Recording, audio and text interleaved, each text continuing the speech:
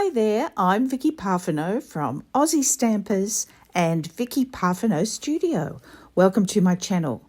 Today is all about die cuts and different ways to get new uses from your die cuts.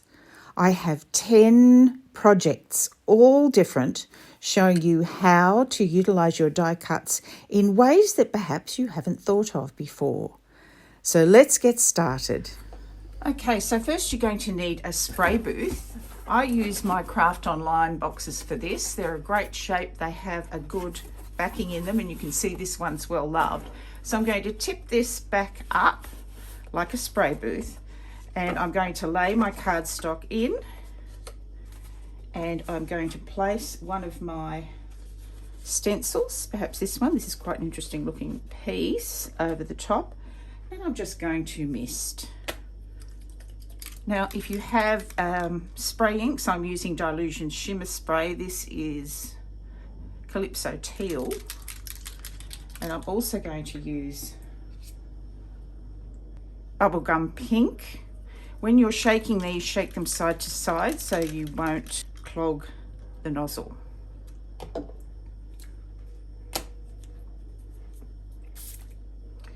Now, the pink is quite bossy, so I'm just going to do a few little sprays, but I'm going to hold it down.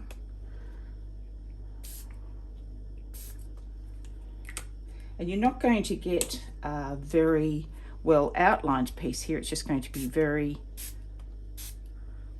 sketchy looking, but in a good way. So I'm going to lift that up. I did a little bit over there where my fingers were, and show you that lovely watercolored mask that you can get. And you've also got a piece here which will layer onto another piece of cardstock. I'll let that dry and I'll bring that back in and show you what I'm going to do with those pieces when they're dry.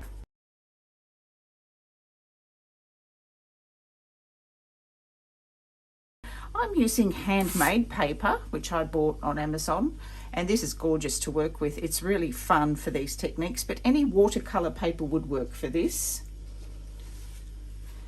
And I have this technique here. So there's 3 different techniques to show you. So the first one is very similar to what I just did with the spray ink. So we'll start with that one. So how I created this was with my die cuts. I laid them down face up with the cutting side up. Normally you'd lay them cutting side down to cut out, but I'm going to lay them cutting side up and run them through the big shot, and I'll show you the sandwich that I used for that.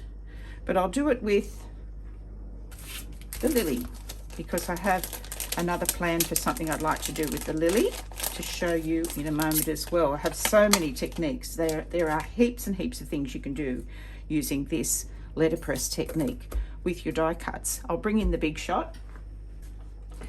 So to get this effect on the paper where it is debossed and becomes a letterpress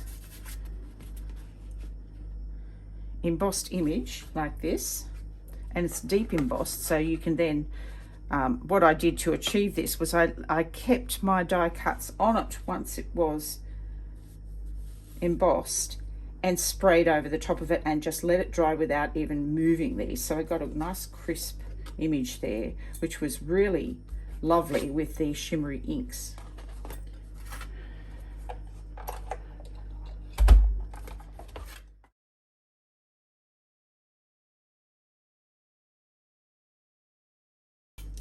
So I'm going to lay down my paper, and I'm going to put this cutting side up. Normally you would place it this way, but for this technique I'm going to place it this way. And I like to, rather than having it upright, I like to have it slightly tilted to one side. That's just my preference, but you can do whatever you want. Now, in order for this to work, your paper needs to be a bit damp. So I'm going to bring it in and lightly spritz it. Just with some water. Cutting side up. And I want to protect my plate so I don't cut through into the plate. So I'm going to put a piece of my least favourite yellow cardstock, which I'm quite happy to use up, on top and run it through.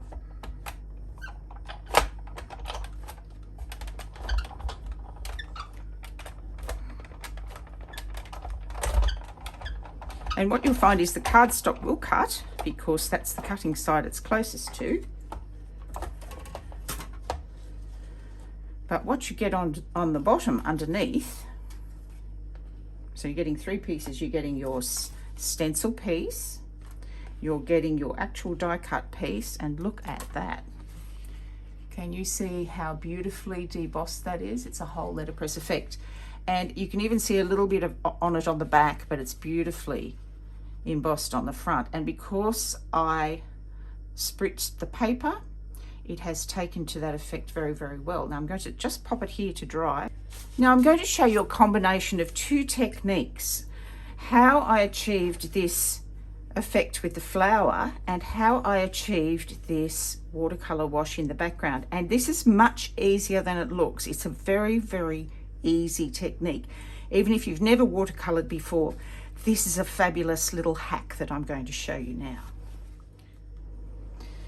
So what I plan on doing is taking some colors, and in this case these are the colors that I used, so I'm going to use these same colors again so you can see how this technique works. You could use pinks, you could use greens, you could use mauves and blue colors. Just be aware of color theory, that you don't want to create mud anywhere, so I would avoid using red, yellow and blue touching each other. But you can see that this is a print that has worked out really, really well with these colors. So I will reproduce this with a different flower right now and show you how that's done. So it's very simple. You'll just need some water. I have a good quality water brush because I do a lot of watercoloring. This is a size 6 golden maple sable brush, but any watercolor brush that comes to a fine point like this, even if you have one of the entry-level brushes, will be perfect. And to have that line here, and then this is where it gets to be really fun. While the ink's still wet, you're just going to add a little water and you're going to draw out the ink, and you want to keep making sure you don't have too much water on your brush, because you don't want to flood the areas inside the image. You only want to go from the outside of that embossed image around. So you can see the colors starting to come out already. Just going to add a little bit more. Now this has a really defined line because the paper is still a little bit wet from the spritzing. So if I had dried it off first, this would actually be a more subtle effect. But I really like this dramatic effect. You can see how I'm coming back and cleaning my brush each time and taking some of the water out. And what I'm going to do is not allow any of this water to go inside that embossed image. And I'm going to edge out the line at the end as well. So I'm coming in and pulling this line out so it fades. And I'm going to speed up a little bit so that you can see what I'm doing here. Now I'm bringing in a different color, and I'm going to turn my print just so that I don't have to have my head in the shot there. And I'm going to do the same around the next part of the outline.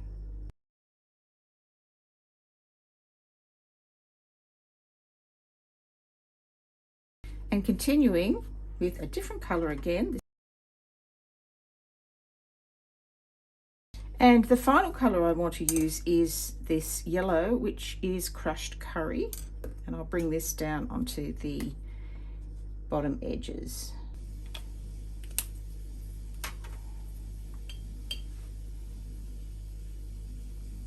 You can see how that blends so there are no lines. Really, the only line you have is the outline that you've created on the embossed image.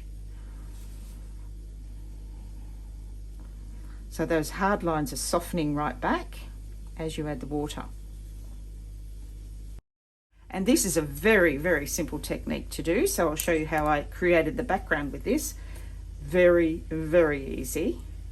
So I want to mix up the colors. I want to put the red up the top because it's on down the bottom. I want to put the yellow on this side. So I'm just going to draw lines. Wiggly lines, not particularly straight. I want to take the red up the top, which is the Riding Hood red. I'm going to take this to the top.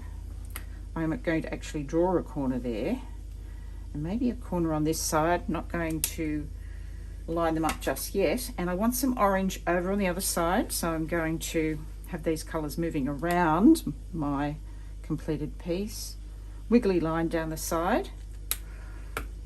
And again, I'm going to use that word sketchy. If you draw sketchy lines, meaning sketchy in a good way, you're going to find that this works really, really well. So the colour I haven't used yet, I believe, on the edges is the Tangerine Tango. So this is going to come in on the bottom edge. And just squiggly, sketchy lines. Drawing it in away from the edge creates a frame. You see how simple this is. Just activating the ink and drawing it in. And joining up with the areas where you've drawn the ink out from around the flower.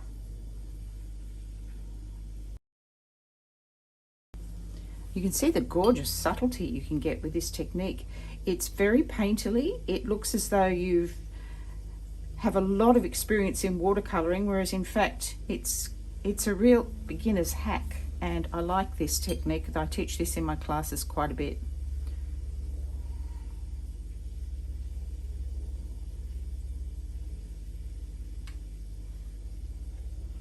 Very satisfying to know that you can be a successful watercolourist with just watercolour markers. So this would also work with Tombow watercolour markers as well. They work very well using this technique. Any watercolour marker. Right, I'm going to set that aside to dry before I do the final step. I'll need the paper to be dry, and I'll bring back some of those other pieces and show you what I did with those while this is drying.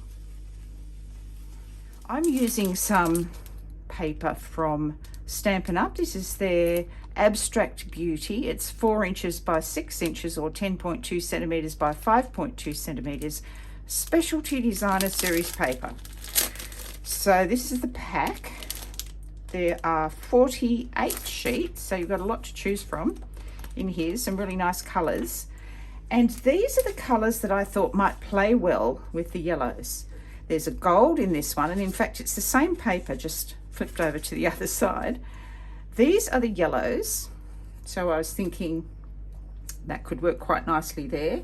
And this yellow could pick up our lily, like so. Nicely.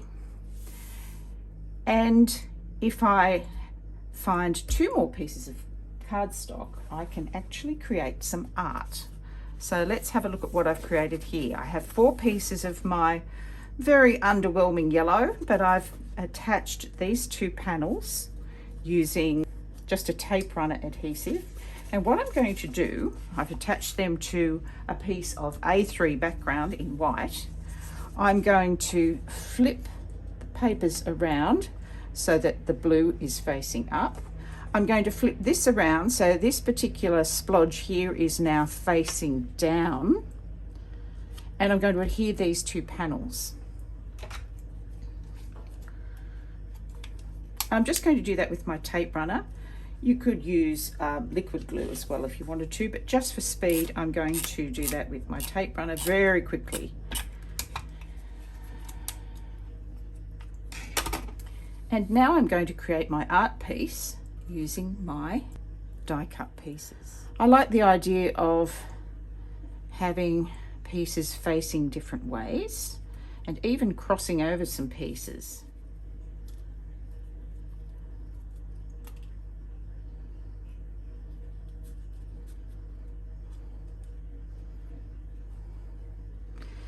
Now I would adhere these with a fine tip glue pen.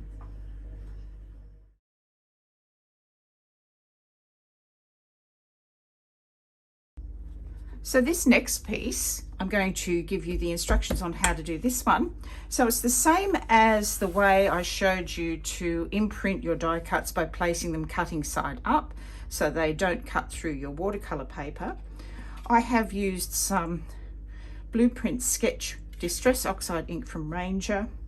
I used a couple of blending tools on this one, a small one to get into the finer details and a larger one to do most of the blending.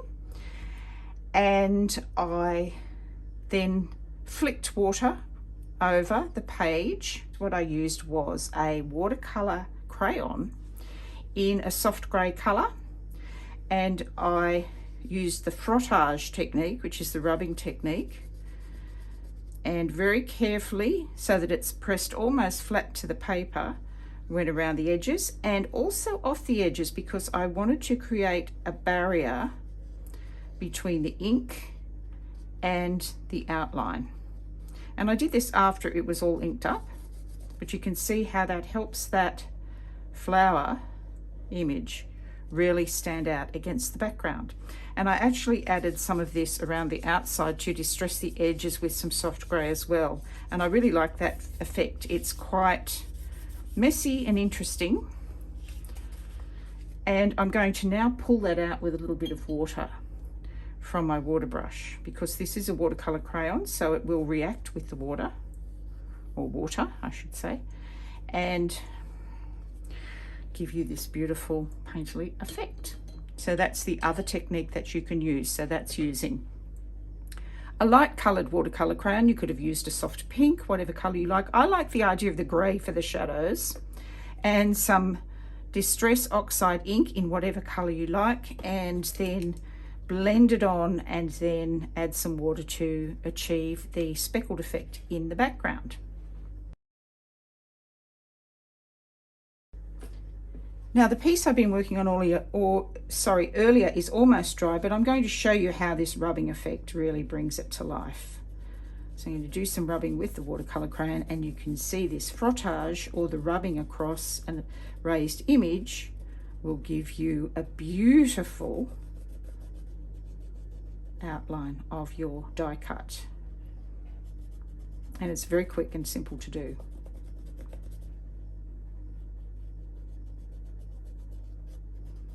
Now I have got a little bit of a bleed in there on that leaf, so I'm just going to draw some out here.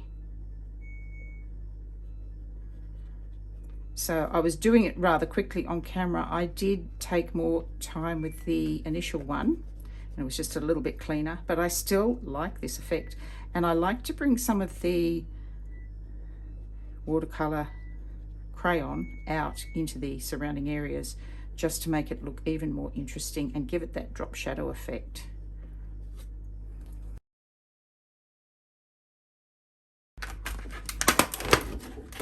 Now I'm going to bring out my gel press. This is the Dylusions gel press from Ranger. Always leave your bottom piece of mylar on the plate to protect it from picking up dirt. Now my plate is pretty clean. I've been doing quite a bit of printing with this plate. I'm currently working on this piece here, which is why there's some blue on the plate. She's been coloured on the gel plate, and I'll do a demonstration of that further down the track to show you how you can actually paint directly onto your gel plate and achieve some painterly effects that way as well. Now I like to register all my prints, so registration is quite simple. All you need is 2 pieces of paper the same size, larger than your plate. So I'm using 2 A3 sheets of cartridge paper, which is sketchbook pad. So this is 110 GSM cartridge, A3. Now in printmaking, we generally do have a little bit more edge down the bottom so that we can write the title. So I'm going to shift it slightly this way, and this part here could be where I sign it if I was doing a portrait, but I'm going to do this landscape, so I'm going to do a little bit different and just slide it slightly up towards the top. So this is where I will have my addition and my title and my signature. So this is how printmakers do this. So I have picked raspberry, mowed lawn, and mustard seed. I like working with distressed inks because they do blend really well. And I'm just going to move everything slightly to the left so that you can see how I do the brayering process. Now you need something smooth to roll out your inks on. I like to use this palette paper. It's by Montmartre, so this is an entry-level paper, and it's just a piece of plastic paper and takes ink really well for rolling out. So if I'm doing a landscape, I really want the green foliage to be in the bottom. I'm going to put the yellow in the middle and the pink in the top, sort of like a bit of a landscape. And it's moved around a little bit, just move it back again. Choose a brayer and roll that.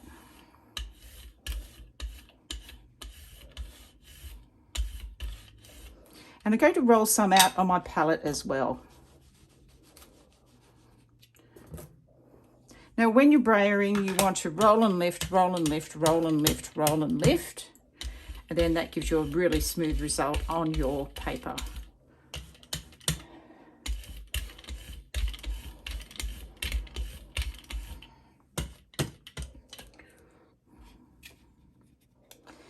Now I'm going to do my yellow, which is the mustard seed.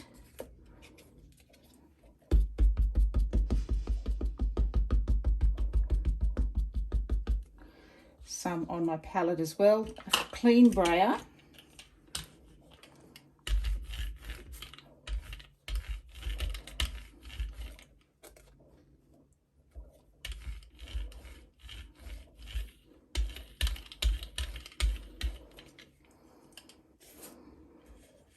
And pink picked raspberry on the top.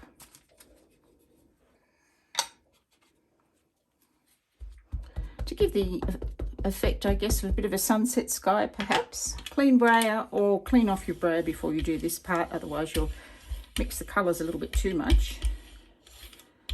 And where I've touched that on the bottom, I actually want to come back in and remove my fingerprint, because fingerprints show up on any kind of printing, particularly where you don't want them. So just clean that up. Now I'm resting my brayers on their backs till I get a chance to clean them all down.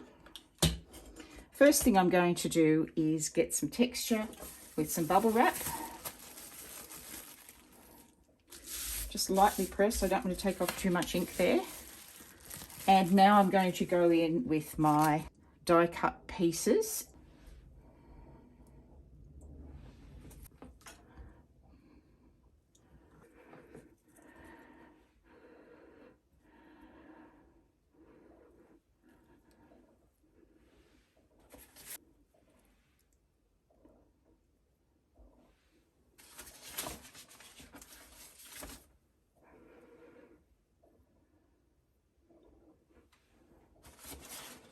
So once I feel I've created a bit of a scene, I check my registration that it's nice and level, and I bring in my paper and I print. So to get your registration correct, I start with one edge, line it up perfectly on one edge, hold that down, make sure it's lined up, and drop it. And you can use a wooden spoon or the back of your hand, but I have a Red Baren, which I adore, which I'm going to use, but I don't want to get it dirty, so I'm going to place another piece of paper over the top. I'm coming in with a second piece of cartridge paper, and I'm just going to use my Baren, getting into all the edges.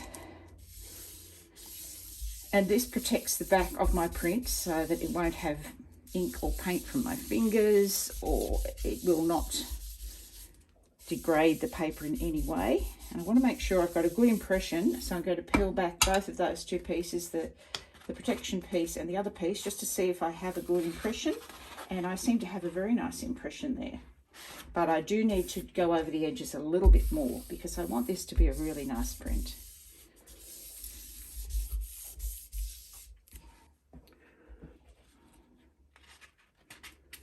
And here's the reveal. Let's see what we have. Not bad at all. Now I have a little hack for you with your gel prints that can make them look absolutely brilliant, especially around the edges. So this is what it is. A trusty blender pen. So all I'm going to do while the ink is a little bit wet still is I'm going to go in and clean up the corners.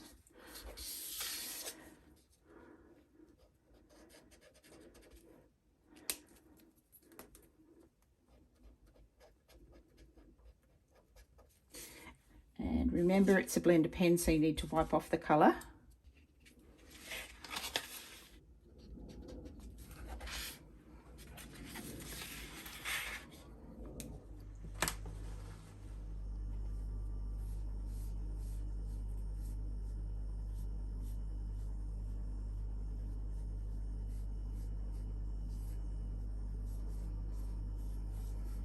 Finished. So all I need to do now is to give it a title, put UP, which means unique print, and sign it down this side, and I'll show you how to do that. But a soft pencil, I'm going to put the letters UP, meaning unique print. I'm going to tilt it because I'm a lefty and I need to tilt to get my writing to slant the right way. Anybody else like that? It's a little bit annoying sometimes. I'm going to call this Wildflowers.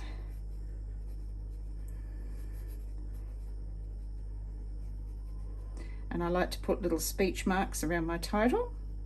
And then I'm going to sign my name on the bottom right hand corner, V.L. Parfeneau.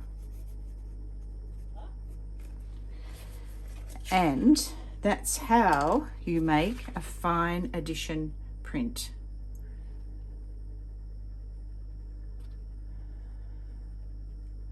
So I'm going to bring back the final things that I've done today, what I've made with the other pieces, and show you how it all comes together.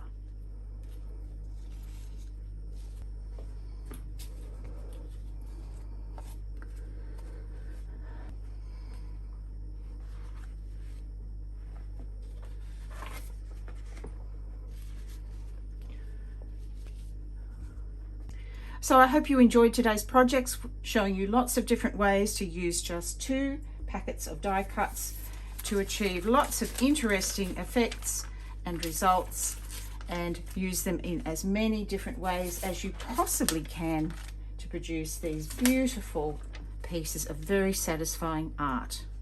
Thank you so much for joining me today. I look forward to seeing you again next time. Bye for now.